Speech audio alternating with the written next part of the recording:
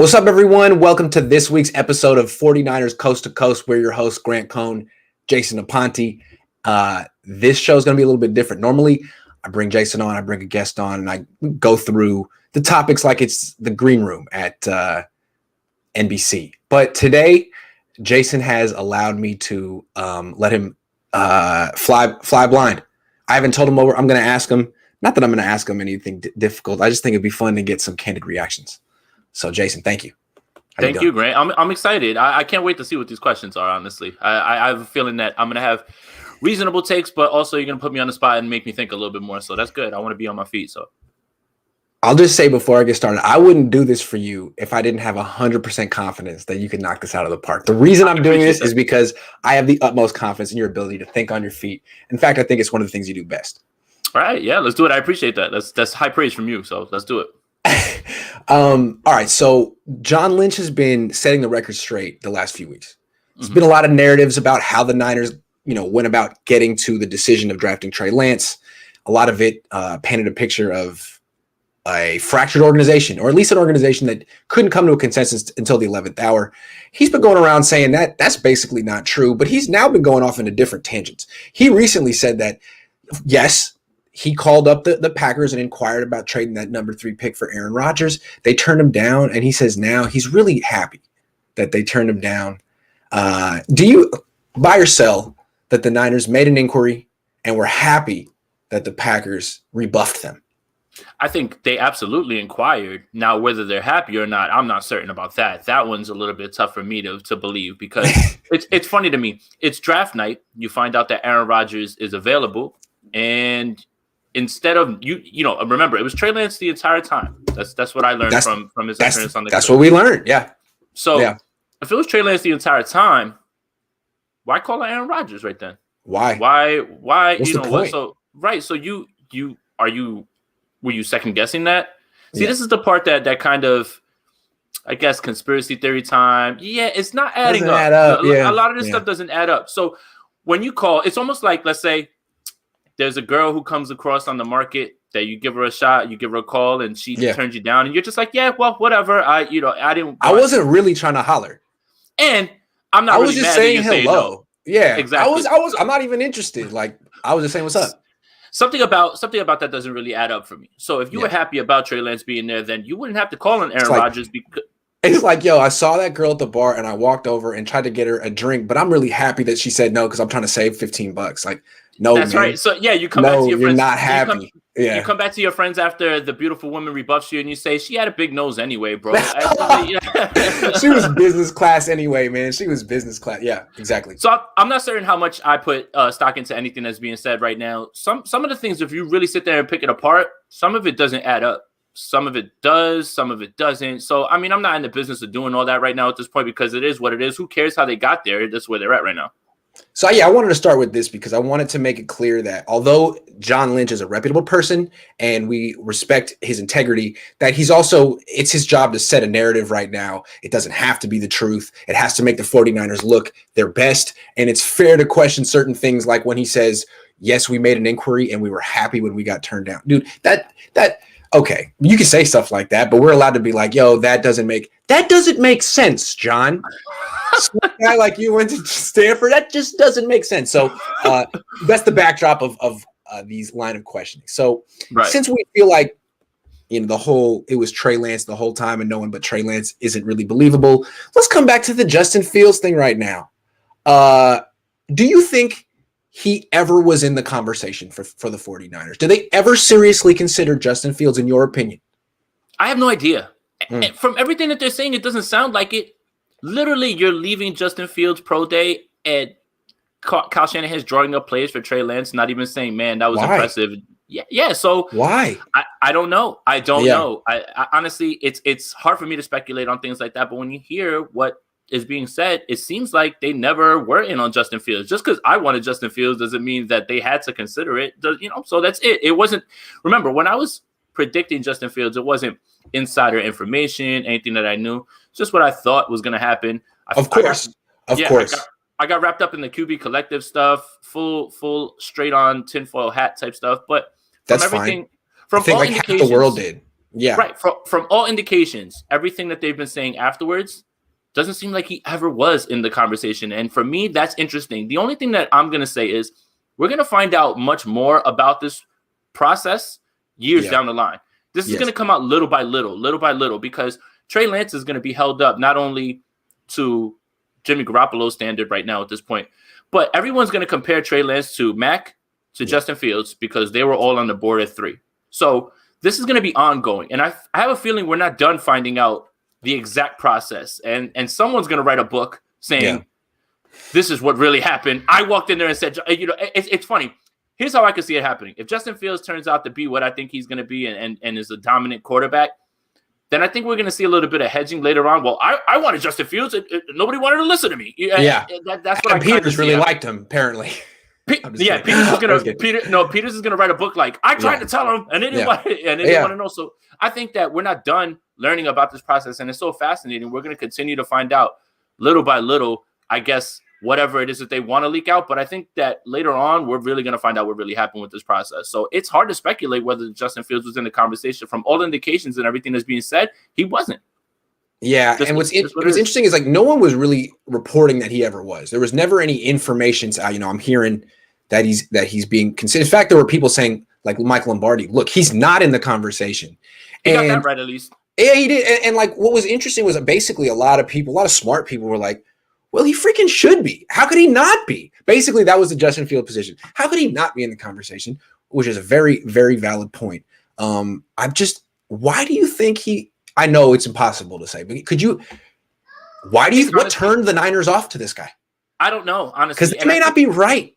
And I think it's concerning. That's what I was about to say. So if we do find out later on that Justin Fields was absolutely not a part of this process at all, if you want to have them all together, Mac, Justin, and Trey, and you got to your decision of Trey, cool. But for you to take Justin Fields completely out of the conversation, even after the pro day, why? And that's concerning to me. How much did you watch him? How much did you evaluate him? Detail, hold on real quick. Yeah. That detail of Kyle Shanahan going straight to Trey Lance, drawing up plays after leaving Ohio State. What if Trey Lance is good and Justin Fields is great? That's a detail that didn't need to get out there. It may not be true and makes you look bad. It makes you, again, look like you didn't respect the process. You just made up your mind about a kid and you know what I mean? One more thing. Justin Fields heard that. If you already thought he had a chip on his shoulder, Halloween, that man's coming for blood in Chicago when they play the 49ers, especially hearing that. The thing about it is this. If Justin Fields had a Mac Jones-like pro day where he's airmailing throws, underthrowing guys, okay. Everything that we saw, Justin Fields was impressive. He did everything that they wanted to do. He made all these crazy throws. Now, again, he's throwing against air. None of that stuff should have changed the process, but it almost seems like Justin Fields bombed his pro day and they just got on the plane and said, okay, we're on the Trey because he was so bad at this point. It's baffling. It's a little bit baffling. And if he was, it sounds like they had their mind made up. It sounds like they had their mind made up, not about Trey, but about Justin. Not being Justin. That's a detail that didn't need to get out there because Justin Fields could be great. And then once again, you look unprofessional. Grandpa Pat Dooley says, give the kid time. Of course they'd be interested in Aaron Rodgers. It's like trading Nelly for Lil Wayne. Hey, I like Nelly. Nelly had some hits. Yeah. I don't know about that one. I need time to marinate on that Nelly Lil Wayne one a little bit just before we get to that. But I would just say it's a little bit more concerning. Even if you, like I said, if you have all three in your sights and you choose one, whether you choose Mac, you choose Justin, or you choose Trey Lance, cool. But you went through all three of them. Again, it almost feels negligent to not look at Justin Fields. So I don't know. We're going to find out a lot more about this as it goes along because this is, again, not going to be just a talking point for 49ers media. NFL media is going to be all over this the entire season. What happens with Jimmy, what happens with Trey, and Trey's career is going to be held up against Justin Fields and against Mac Jones his entire career as well too. So we're not done talking about this in any stretch of the imagination. Okay, more questions you're not prepared for.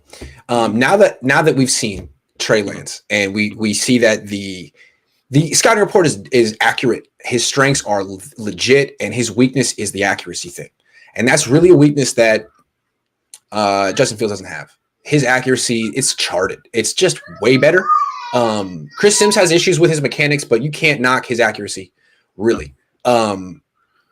Given what we know now, are you feeling like Justin Fields should have been the pick at 3? It's okay. I know it's not the most popular thing to say among Niner fans, but if you feel it, you can say it. I've always felt that was the Okay. pick, and that's always what I thought it was. He's Okay. a lot more pro ready right away, ready to go. I believed in Trey at this Okay. point. I don't want to overreact to one Fair. OTA performance or anything like that, but I always had that because feeling. again, I don't think he struggled at OTA. I just thought it was an indication of where he stands. He needs some refinement. He's not particularly ready, and I think clearly Justin Fields is more ready. Again, it's just my opinion. Just because I wanted Justin Fields doesn't mean anything. You know, I saw a guy who had toughness, was able to stand in there and take hits and things like that. And when you pair him with what Kyle Shanahan can do, I thought it was a natural fit. A guy who could start day one. It looks like that's probably what's going to happen in Chicago unless Matt Nagy's a complete. Yeah, unless Matt Nagy really wants to get fired, he'll start Andy Dalton first before he starts Justin Fields. But I'll say it. I wanted Justin Fields. I'm not going to change course on that. Just because, look, and I love Trey Lance, and I'm happy that he's the pick as well, too. Again, we talked about it. It's just we didn't want Mac at 3. But, I think they should have drafted Justin Fields. But does that mean that Justin Fields is going to be better than Trey Lance? No. But that's what I think, and that's what I thought at the time. So it's hard for me to backtrack. I can't go as hard as I did for Justin Fields that long and now turn around and change my answer. So if I got to stand in a box and take the heat for this one, cool. But I'm also not going to act like I'm a flip-flopper or anything like that when it comes to it, because I not only predicted that I thought it was going to be Justin Fields, I put some money on it as well, too. So, So, I mean, I think they should have took him, you know, from my pockets. Yeah, for my pockets and for – and because of what I thought he could bring to this team immediately. I mean, it's just going to be very interesting. They're similar prospects. I mean, I think if you graded them, could put a number, their number could be they could both be a 92, exactly the same number, but their weaknesses are a little different. We've talked about it ad nauseum. With Trey, it's the accuracy. With Justin Fields, it could be the decision making, and we don't know which one is correctable. It could be neither. It could be both. They both could end up being studs. They both could end up being disappointments. It'll be interesting to see. Maybe Justin Fields ends up being really, really careful with the football and doesn't commit a bunch of turnovers. And Trey Lance is a career 58% completion percentage, and Fields is the one who's better. I have no idea. It's just, I think it's an interesting topic because Lance has to be better than him. You know, Lance. There's a lot of. We'll talk about that a little bit, but no matter who the pick was, he had to be better than whoever was on the board. Had to be. Doesn't matter. So that's another thing. All right. Vish just tweeted this out. I don't know if you heard it. It was about a minute clip. Robert Saleh went on Sean McVay's podcast. Sean McVay and Peter Schrager. Yeah. Peter Schrager, right? Mm-hmm. And so they're talking about, you know, the boilerplate questions about Zach Wilson, and they say, you know, what do you like about Zach Wilson? And Saleh says, well, the way we felt about it was going through the process. There were 2 guys in this draft who were just head and shoulders above the rest. And then, you know, Saleh typically, as he walks it back, well, not head and shoulders, but you know what I mean. Because, hey, man, what are you saying? You're saying that you felt your guy was way better than Trey Lance, Justin Fields, Mac Jones, everyone. And basically what you're saying is we're surprised the 49ers went up to number 3 considering we felt there's a huge drop-off. So when you hear Robert Saleh say that, does that concern you as a 49er fan? Not really. I mean, okay. I think the worst kept secret in the NFL draft was who was going to be going 1 and 2. It really didn't matter. I don't think it really mattered who the coach was at this point. I think that the Jets ownership knew exactly who they wanted to push in front of their fans and who they were going for, and that was Zach Wilson. It could have been any coach. If Todd Bowles was still there, they probably would have taken Zach Wilson. So I don't really think same. If it was Gase, the same thing. It's really, I really feel like, okay, Saleh gets the job. They let him know, hey, you're going to be in charge of personnel and things like that. But at 2, you're taking Zach Wilson. Yes. And why wouldn't he be excited about that? Anybody would say, okay, that's cool. You know, no problem. I'll do that. And then they nailed the rest of the draft. But I feel like management, no matter who the coach would have been, it was going to be Zach regardless, just because of what we know about management. You know, I don't want to get too far into what it is that they do outside of football. But yes, when you hear Steve Young say the Jets have completely courted Zach Wilson, I don't think that had to do. If Saleh didn't walk in and say, all right, we need to take Zach Wilson, like I said, the Jets ownership would have taken him regardless, whoever what the coach was, and Saleh was just fine with it. And so you can see why there was so much confusion when the Niners traded up to 3, because I think the whole league was looking at it as like a 2-player top tier. And that's why when you would read the mock drafts, everyone said Lawrence 1, Wilson 2, and then at number 3, it could have been Lance, Fields, Jones, Pitts, Sewell. I mean, there was no consensus, which pretty much tells you that it's a drop off. Everybody's board is different. So it's like, who you're moving up to 3 for who? We don't even know if there's. Yeah. So I think it's interesting to think that Saleh and Kyle Shanahan potentially have a total difference of opinion here. And that Saleh could have potentially been on the 49ers, evaluating the same quarterbacks, different conclusion, and would have to just be totally silent about it. Hey, chain of command, I'm the defensive coordinator. It's my job to shut the hell up. But now he's a head coach, and he really, in a diplomatic way, said, I still don't understand what the 49ers did. That's what he said. Yeah, honestly. And again, that's why I said this process and this draft is going to be dissected and analyzed for years. This is not going away anytime soon. So Grandpa Pat Dooley says Lance is the better quarterback. Even Elway struggled. I see a lot of hand wringing in the chats right now, like Grant's calling him a bust. I am not calling him a bust. I just feel like it's fun to revisit these discussions now that we have a little bit of data. No one's saying the Niners made the wrong move, but it's fair to question it again because these are the questions that are going to be popping up until this guy wins a Super Bowl or goes to a Pro Bowl or something like that, because he can't just be good. That's the problem. He can't just be good. He has to be elite. That's the position they put him in.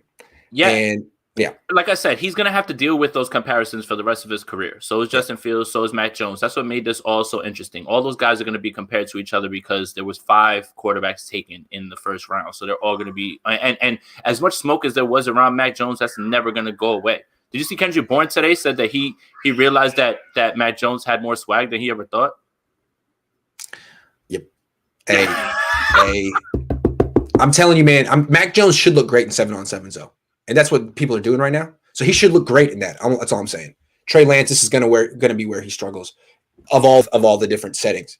But this is a nice little segue to what I'm thinking here. Again, it's not normally you draft a quarterback at number 3 and he's good. That's okay. He's the 3rd quarterback in the draft. You really expect him to be great?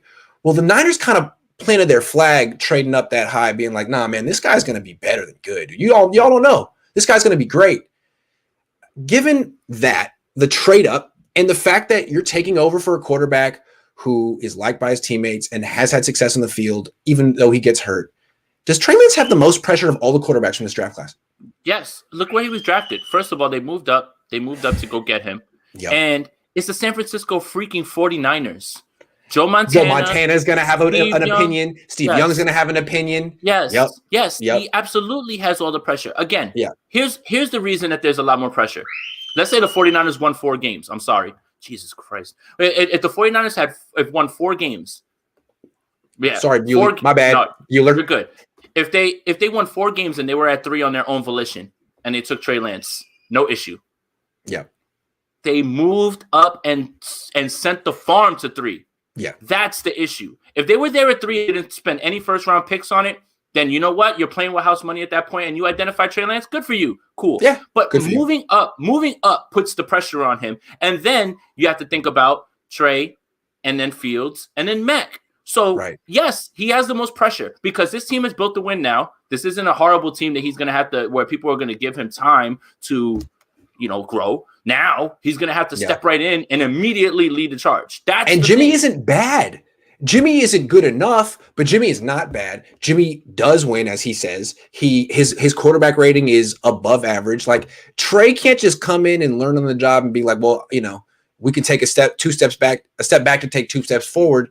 No, man, you got to like have a Colin Kaepernick debut. You got to hit the ground running when it's time. Man, that's what I mean. That's another reason why I feel like when I see him sail a pass or 2, it's like, think about how much pressure he's under right now. He's 21. Imagine he's got to be nervous. So I think it's fair to like. I'm trying not to overanalyze him, man. There's a ton of freaking pressure on this kid. It's unreal. He would have way less pressure on him if the 49ers were at 3 because they won 4 games. That's it. Honestly, he really would. But when you make that power move from 12 to 3, and Kyle Shanahan is now allowed to get his guy for the first time. Yes, all of that stuff makes you the most pressure. You know who has the least amount of pressure? Justin Fields. He dipped, and finally at 11, now Now the Bears come calling. He is under the least amount of pressure. He's going to be playing with a chip on his shoulder. It's not like he went. If he went at 3, then he would have the most pressure. But the problem is when you move up to 3, no matter who you select, they're going to be under the most pressure. And this is one of the richest quarterback history laden teams ever. And if he doesn't start right away, people are gonna be. I mean, they're not gonna forget about him. He'll be under the microscope. Where the hell is the number 3 pick that they traded up for? And if he does start right away and he's not great, he'll be under the microscope nationally. Let me say this as well. I think that Trey Lance is equipped to make this happen. He's very level-headed. He seems like he's very much in charge of things. So you know what? He can airmail a pass here and there. I think he's ready to take all of this on. I think he understands all of that. The kid's very smart. This isn't something that's lost upon him. He's not walking in saying, "Oh, I'm good." No, I'm here with the San Francisco 49ers, who have some of the richest history when it comes to quarterbacks. They moved up to 3. He understands all those things. So he understands what he's under. So it's not like it's going to be a shock to him in any way. Jeremy says, so Jimmy balls out the next 2 years and gets the chip. Lance comes in after and balls even better. Joe Steve era remastered? Perhaps. I mean, if it goes down like that. Perhaps he's got to win 2 times before we start calling him anywhere near Joe. Yeah, remastered. Man, that's tough. Raymond Martinez Jr., what's up, Raymond? Says, listening to Alex Smith made me feel better about Lance. He spoke about how Mahomes stood out in games, and that's where he saw how special he can be. Yeah, same thing's going to be with Lance. He's going to stand out in games. That's how it was with Kaepernick, too. Kaepernick never really challenged Smith in practices, but that's practice. Practice football is a different sport. It's a totally different sport. So, yeah, good call. Absolutely. Raymond. Yeah. All right, last question you're not prepared for. Actually, there's 2 more. Okay. Should the Niners have stayed at 12? So this is in hindsight. Yeah. Justin Fields falls to 11. Yeah. Probably could have had Mac Jones at 15. Honestly, if they had taken Mac Jones at 12, Niner fans would be overwhelmingly positive about the selection. Overwhelmingly. No one would be mad at that. Even me. Again, it was never anti-Mac. I had a guy yelling at me again on Twitter. It was never anti-Mac. It was anti-Mac at 3. Trade up. Yeah, trading up for Mac. Trading up for Mac. It's like, wait, you can't tell me that Mac Jones is worth 3 first-round picks. He doesn't have the upside. Trey Lance might. Justin Fields might. Yeah. Exactly. Yeah. So that's my thing. So you stay at 12. Who knows how the board shakes out? You get a little aggressive. You want to move up 1 or 2 spots. It doesn't cost you as much to get a Justin Fields or a Mac Jones. It's an interesting thing. I don't know if they should, because I'm not going to speculate on that, because I really believe that great things are ahead for Trey Lance, and I think that he is really going to be the next guy for this team. But, man, that's interesting to stay at 12, because you could have had those quarterbacks. And then think about this, all those first-round picks. So let's say the 49ers do end up running into January, late January. That pick is 28, 29, 30, 31. Those picks are still valuable. They are. Yeah. So, again, when you mortgage those first-round picks, Trey Lance has to hit. He has to hit, honestly, because now, even with the Julio Jones thing, Julio Jones would be a Niner right now if they didn't move up to 3. Be done. Be done and done. It would be done and done. And now if you really want to bring Julio Jones in, you really are going to have to mortgage a 2nd-round pick or a 3rd-round pick, which those are valuable, and that literally pushes the chips to the middle of the table. So it is an interesting discussion. If they stick at 12, they still could have had one of these guys, and they still could be in a position to compete. But I'm going to trust Kyle Shanahan. I'm going to trust John Lynch. If they believe that this was the right move, then let's ride. And I think that the kid has a bright future. For like a month after the trade, it was so exciting they did it. We spent a month talking about who should they take, but I don't think ultimately that move will be decided by whether they took the right person. The move will be judged by whether they should have made it at all. And it wasn't fun to talk about afterward. Like, should they have done this? Because it was very exciting and they were getting a lot of hits, and I liked it too. But ultimately, when we look back 2 years ago, be like, hey man, should they have done that? Really, honestly. People didn't look at it that way because it's John Lynch and Kyle Shanahan and people respect them. But let's say Matt Nagy did the same thing, moved from 12 to 3 to take the 3rd quarterback in what's perceived as a 2-quarterback draft. Oh my God, he would be already. He wouldn't have a chance, man. They would have written him off already. So the fact that the Niners haven't gotten that treatment shows how much respect they get. But honestly, if you take them out of it and just look at it objectively, a team traded up from 12 to 3 to take, whoa. That's wow. Look at how Philly probably looks at their Carson Wentz move. Yeah. Should they have sent all those picks for Carson Wentz for him to go as quickly as they did? And obviously, this is years of data. So we're not talking about something that just happened. Yeah. So that's exactly what this will be. It's not about whether it was the right pick at 3. It's should you have gone to 3. So I agree with that 100%. And when you look at but here's the thing. Sitting at 12, that doesn't guarantee that those guys sit there. Justin Fields, Matt Jones, because people understand that you might be in the business of looking for them. Yeah, exactly. So again, it's easy to say sitting at 12 allows you to get Justin Fields or Matt Jones. We have no way of knowing that. If the Niners sit at 12, maybe the Patriots move up to 10. Exactly, because they have to get in front of them to get their guy. Exactly. And someone moves in front of the Niners to take Justin Fields. And now you're at 12, and now what are you doing? You're taking a cornerback. You're taking Good point. So I mean, we just don't know. But that's what's going to make this discussion so interesting going forward.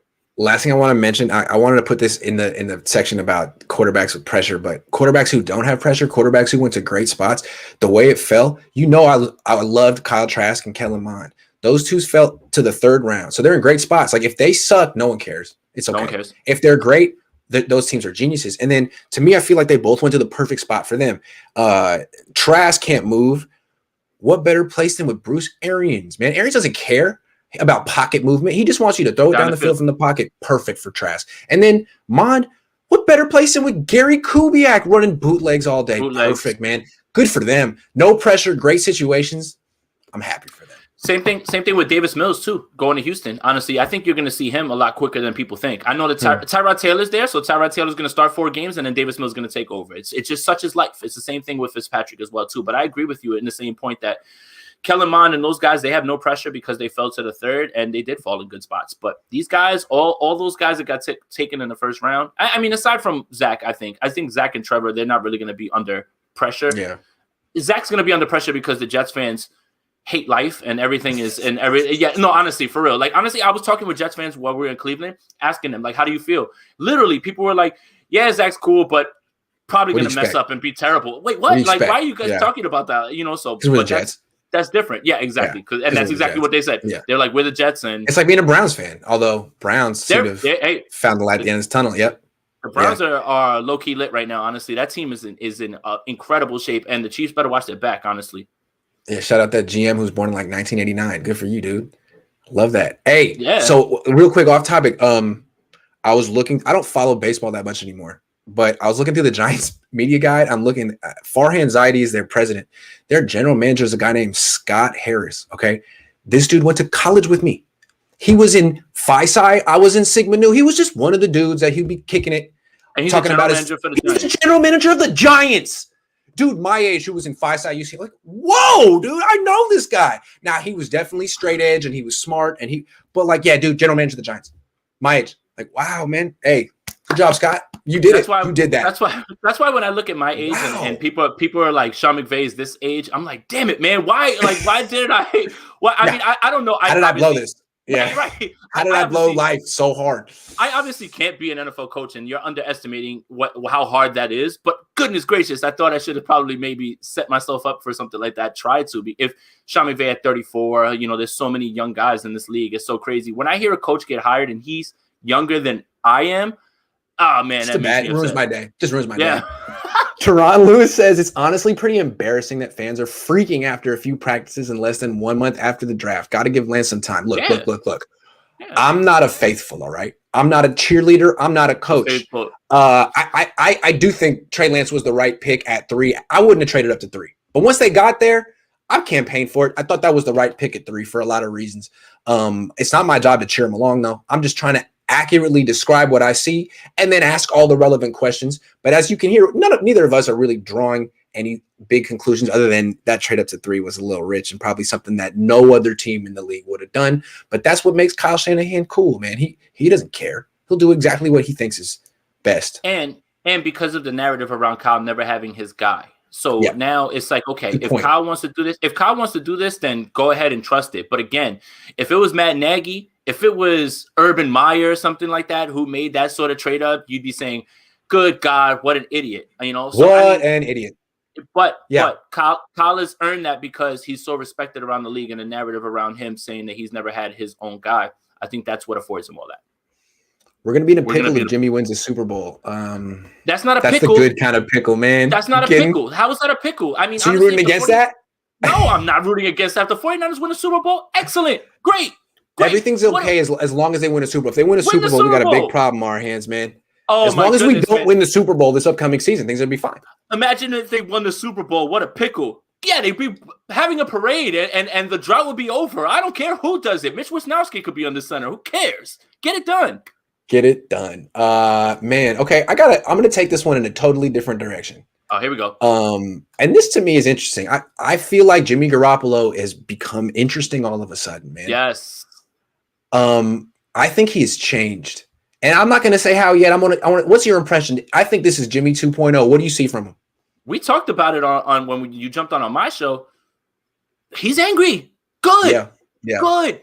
I'm tired of the whole, throw a pick, get to the sideline. Yeah, whatever. No, be upset. You're a guy. So when you listen to his press conference, I'm here to do what I do, and that's win games. That's him telling you, how dare you try to replace me? How dare you try to get rid of somebody who's won 25, 26, whatever, how many games it is. Good. Be upset. I don't want you to sit there and say, yeah, I'm going to mentor Trey along and I'm just going to get out of the way. No. And when he said, I'm here to win. Right. When he said, hopefully I play well enough to wreck their plans. Good. Chaos. That's what we want. Where's the chaos? And that's what so Jimmy is the master of saying a whole lot of nothing in these press conferences. A whole lot of nothing. It answers the question, but you said nothing. For me, the body language and certain things that he repeated were more telling than those generic PR rehearsed answers that he was giving the entire time. I actually feel like for the first time in his life, he has something to say. Like I actually think he had things to say in that interview a couple of days ago. He kept saying, I'm going to do what I do, which is win games. I've never heard him talk like that before. For 4 years, all I heard him say was, man, that defense is really well coached. They fly around. They're fast. We're just here with the guys. We really like it.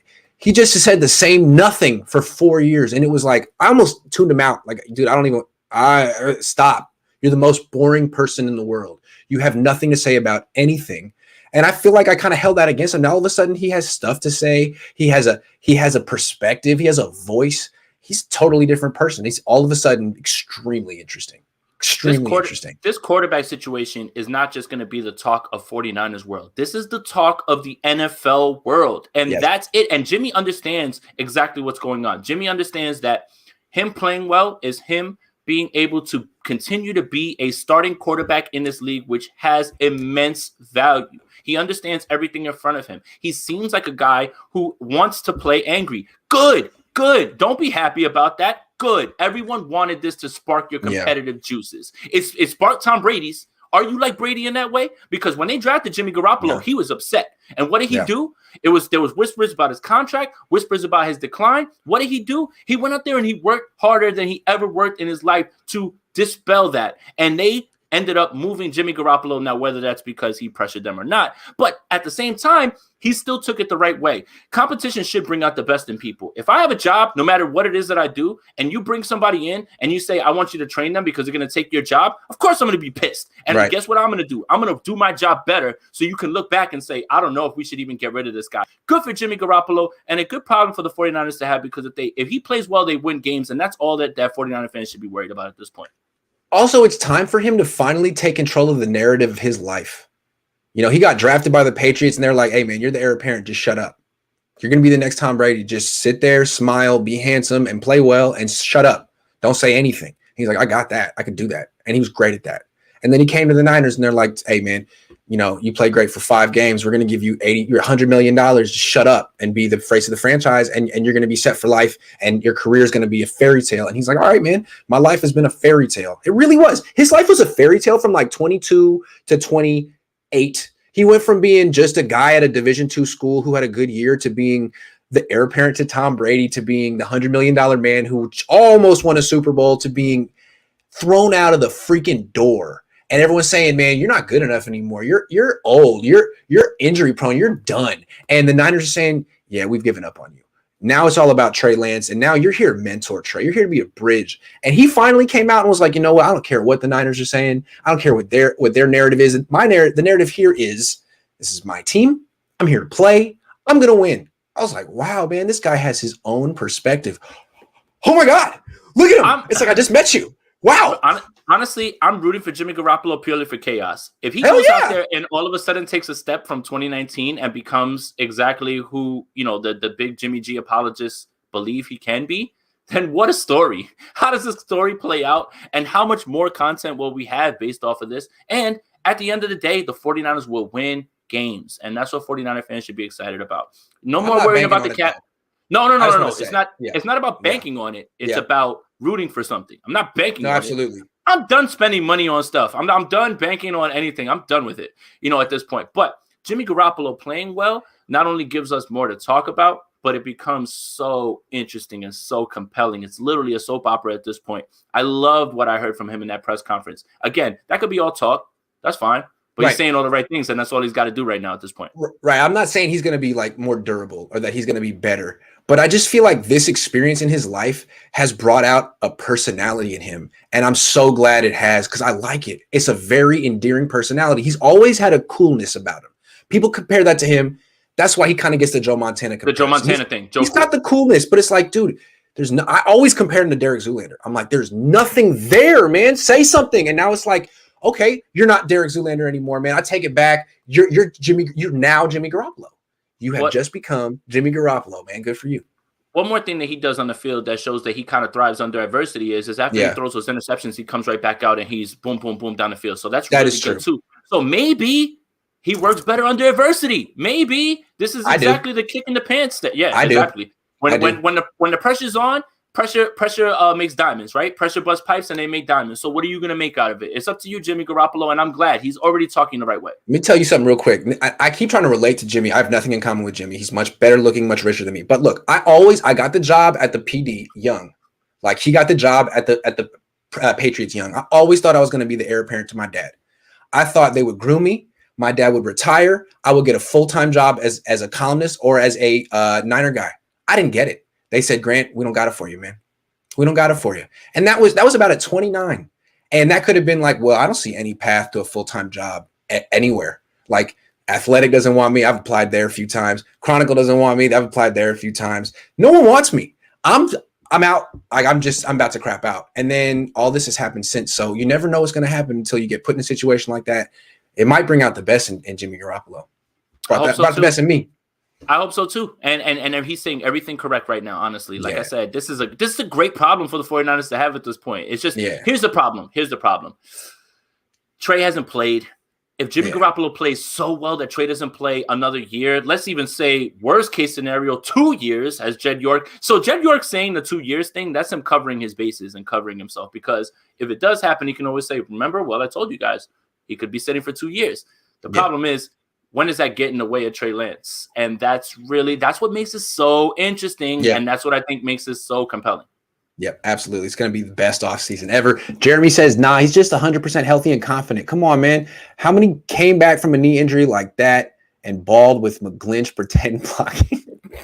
I love when you get like a really serious comment and then the last 3 words just got that zinger for you. Yeah, pretend blocking is a good call. I don't know. It did take, I don't know. If he's finally over the knee thing and he can play like he did in 2017, then the Niners have the best problem ever on their hands. But they probably should have known that before they traded the whole future for Trey Lance. Did that? I don't know. It kind of feels like, I don't know, man. They could have just had Kellen Mond in round 3. It just, I don't know. Did I go away? Am I still here? Here? It was me, I think. It was me. I'm sorry. Anyway, I think we've done enough speculation. Niner fans are not really appreciative of our. This is just a collegiate style workshop discussion. Don't get worked up. We still think let's do this for the fans real quick. We think Trey Lance is going to be good. You say it, Jason. I think he's going to be great. I think he's going to be really good, guys. Don't worry. We're just having discussions here. It's if you don't feel emotionally ready, don't come back next time. I don't mean to kick you away. I'm just saying this is high level stuff. You need to be really emotionally secure to talk about stuff like this. Honestly, it's just a discussion. You can't really overreact to, if Jimmy Garoppolo went out and lit up the world at OTAs and was like 30 for 30, let's just say, it doesn't mean that he's ready to tear the league up. In the same way that if Trey Lance throws an interception or throws a high pass, doesn't mean he's going to be bad, guys. Trey Lance is going to be fine. Don't overreact to week one, day one. No, honestly, he's going to be great. He's going to be great. All right, that's our show. I really appreciate you guys humoring my constant comparison of myself to Jimmy Garoppolo, which is just laughable if you think about it. When you said that he's a little bit more handsome than you, I think you got to give yourself a little bit more credit, Grant. Just a little bit more, man. Thanks, man. Earlier, Amin asked a question. I went past it, but he said, Grant, can you grow a luscious beard like Jason? No, I can't. I always stick with the stubble because it's a little splotchier. And then I got on my left side, there's a swirl. You know how most people have it like on the back of their neck somewhere? No, it's on my face. It's right on my face. So no beard for me. Not gonna happen. The only reason that I was able to grow whatever this is that's called a beard is because the world ended basically, and there was no barber to go to. So by the time I got to my barber was like, "Do you want to just keep it?" I was like, "All right, I guess." I was like, "Can I?" And whatever. But here we are. So I always looked forward to the day I could grow a beard, and then I started in college, and I was like, "What the hell is this? What the hell is that? Come on!" Waited 20 years to get a swirl on my face. All right, that's all right. Oh my god, the stubble works for me though. Oh, anyway, man. Hold on, one more, and then we got to go. If you think Lance will be good, then discuss that. I'm telling you, man, people are so mad.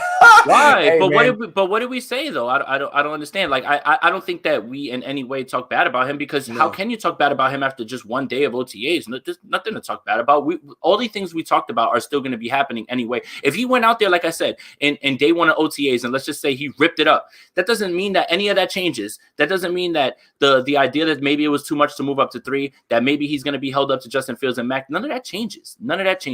Yeah. Love Grant, but this is where he starts to get whack is practice. Okay. So for all the people who feel like that, and there's a lot, I love you. I'm going to go on Twitch at 3:00 and I'm going to screen share my YouTube comments. And I'm just going to go through them for about 45 minutes and read all of them. Because don't read the bad ones about me. Don't read the bad ones about me. A lot of people act like, hey, man, Grant, you have the best job in the world. I want to do what you do. All right, well, let's see. You should know what it's really like to suffer the slings and arrows on a daily basis that I do. No, it's a lot of fun. I'm going to be there at 3:00, hour 15. If you want to read my YouTube checking comments. it out. Just don't read the ones about me because if it says Jason, I'll scroll past them. People kill me in the comments and then they kill me on Twitter as if like people. So people watch your show. And you'll throw a question out to me and I'll answer it the correct way. And somebody on Twitter will be like, you said, I was just like, I was like, I never said that, dummy. Like that's my thing. It's like people. And I didn't say it like that. And not even that, but I never said, like you'll throw a hypothetical about Jimmy Garoppolo being traded, and I'll say no, that's not gonna happen. Somebody will tweet me, Jimmy Garoppolo was never gonna be traded. That's literally what I said, jerk. Like, are you watching Are you watching? Or are you like listening? Like, Jesus, are you just mad at me? Yeah, are you just mad at me? That's right. God, it hurts getting called a jerk, man. That's a tough one. Hey, so prepare yourself. Hour 15. I'm gonna make you guys famous, man. You guys put in a lot of effort on those comments, and I want to give them the light of day because not only me. I shouldn't be the only one who experiences the greatness that they are. Jason, thank you. You did a great job. You weren't prepared because I didn't prepare you. And you just, every time it was like, no problem. Thank you, Grant. No, thank you, Grant, man. I mean, we do this. That's it. Like we do this. That's what we do. I'm sitting in the same room. Like someone said, I need to get a background because it seems like I'm doing this against my will, but this is what I do all the time. Like I'm sitting here say something interesting, Jason. Exactly. Jason, say something nice about Trey Lance. Or I'm sorry. All right, guys. That's the end of the show. Thank you. We'll be back next week.